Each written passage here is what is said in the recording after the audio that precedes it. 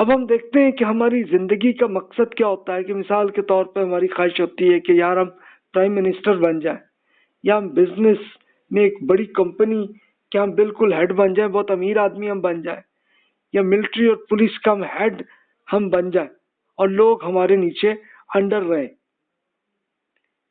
میرا برانڈ جو ہے مارکیٹنگ کا، اگر آپ کو شوق ہے تو بہت لوگ خریدنے لگے تاکہ ہمیں آ جائے، اور فرض کر لیں کہ ہم جو ایک کھانے کی ایک چیز ہم سیل آؤٹ کر رہے ہیں، اس سے لوگوں کو کینسر آ جائے، اگر کوئی گناہ ہو بھی جائے تو کیا حرج ہے اس میں؟ کیا کوئی نقصان ہوتا ہے اس میں؟ اچھا، آپ نے ایسے کیس اسٹڈیز کئی لوگوں کی سنے ہوں گے کہ جو ایسی حرکتیں کرتے رہتے ہیں اور پھر ساتھ اس کے بعد کہتے ہیں اچھا یار سنا ہوا ہے عمرہ کر لیں تو سارے گناہ معاف ہوتے ہیں، تو چلو جی جنت کے لیے پھر بھی ہم اس کے لیے کوالیفائی ہو جائیں گے۔ لوگ کرتے ہیں۔ میرا ٹی وی چینل کامیاب ہو جائے، میں ایک مشہور انسان بن جاؤں اور لوگ ہم سے متاثر ہو جائیں،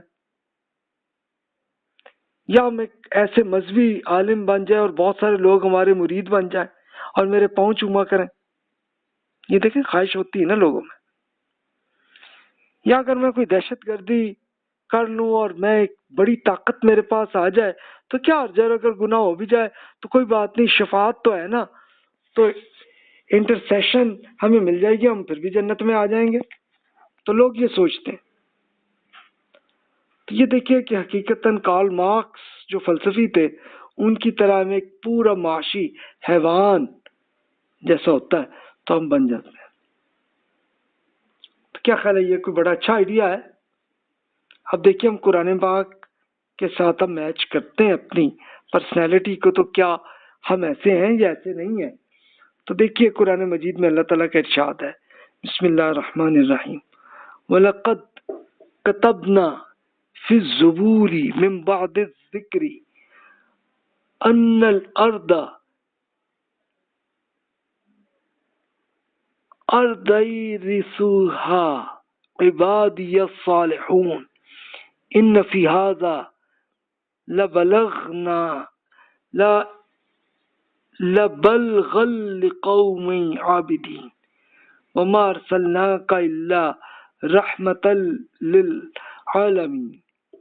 ہم نے زبور میں نصیحت کے بعد یہ لکھ دیا ہے کہ جنت کی زمین کے وارث ہمارے نیک بندے ہی ہوں گے۔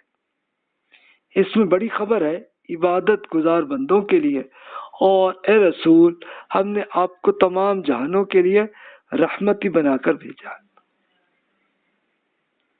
اب آپ خود سوچ لیجئے کہ یہ جو پورے کوسچن میں نے عرض کی ہیں تو اس میں کوئی حرج نہیں ہے کہ ہم پرائم منسٹر بن جائیں یا بزنس کے ہیڈ بن جائیں، اور یا ملٹری کے یا ہم پولیس کے ہیڈ بن جائیں۔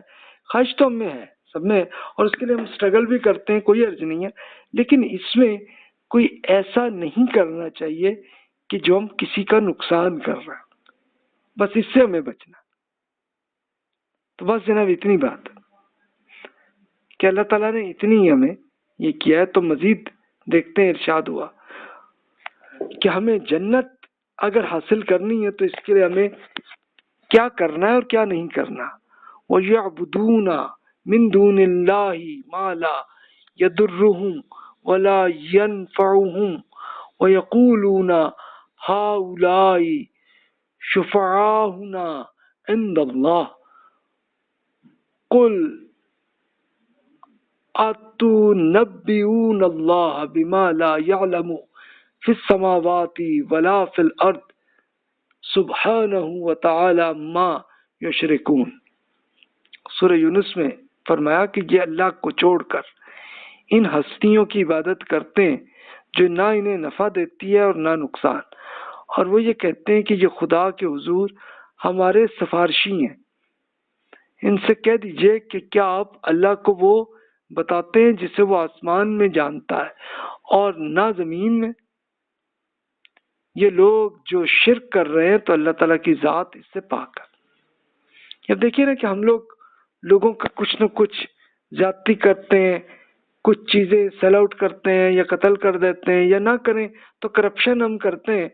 تو یہ کرنے سے ہم سوچتے ہیں کہ جناب ہمیں چلو شفاعت مل جائے گی، تب بھی جنت میں ہم वहीं पे पास हो जाएंगे तो देखिए अल्लाह ताला ने क्या इरशाद फरमा दिया, वत्तकू यौमन ला तजज़ी नफ्सुन अन नफ्सिन शैअन वला युक़बलु मिनहा अदलन वला तनफ़उहा शफ़ाअतुन वला हुम युनसरून। एहतियात कीजिए इस दिन से जब कोई आदमी किसी दूसरे के काम ना आएगा और ना इससे कोई बदला कबूल किया जाएगा और ना इसके हक में किसी की सिफारिश काम आएगी और ना ही इससे कहीं से मदद मिल सकेगी। तो ये आप खुद सोच लीजिए कि जनाब अगर हम ये सारी हरकतें करें तो क्या ख्याल है कि जन्नत में हम क्वालिफाई हो जाएंगे? कोई सिफारिश अल्लाह ताला ने बता दी है, कुछ नहीं होगी, कोई फायदा नहीं होगा। रसूलुल्लाह सल्लल्लाहु अलैहि वसल्लम का इरशाद है, आपने फरमाया कि इब्ने आदम को अगर एक वादी के बराबर सोना दे दिया जाए तो वह ऐसी 2 वादियों की और ख्वाहिश करेगा। फिर आपने फरमाया कि इब्ने आदम का पेट तो कब्र की मिट्टी भर सकती है। यानी होता क्या है कि हमें अनलिमिटेड ख्वाहिश आती रहती है, जितना बेनिफिट हमें मिलता जाए और ख्वाहिश होती है और आ जाए। तो असल इस जिंदगी में तो यही होता है। रसूलुल्लाह सल्लल्लाहु अलैहि वसल्लम ने अल्लाह ताला से ये दुआ की कि अल्लाह मैं जहन्नम की आग के फितने और अमीर रहने और गरीब रहने के फितने के शर से आपकी पनाह मांगता हूँ। यानी बहुत अमीर होने की जो ख्वाहिश, बहुत ज्यादा हमारे यहाँ फंड आ जाए, करप्शन के जरिए हम कर लेते होते हैं, तो भाई इससे हमें बचना है भाई। और इस तरह गुर्बत से भी ये नेगेटिव होता है कि हम लोग तब भी करप्शन और चोरी डकैती उसकी तरफ हम लोग आ जाते हैं। इससे हमें बचना है भाई। हजरत ईसा अलैहिस्सलाम ने इरशाद फरमाया, तो आपके लेक्चर्स हैं और यही इंजील है, किताब मती उसको इंजील कहते हैं, लेकिन इंजील असल में वो है कि जिसमें हजरत ईसा अलैहिस्सलाम के इरशाद आते हैं।